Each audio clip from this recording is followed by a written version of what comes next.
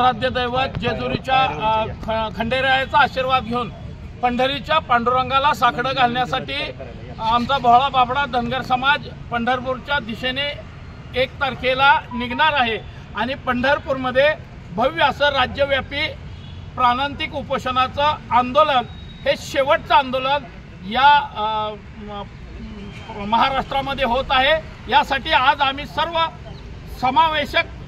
सकल धनगर जमातीच्या वतीनं आज जिल्हाधिकारी महोदयांना निवेदन दिलेलं आहे आणि पंढरपूर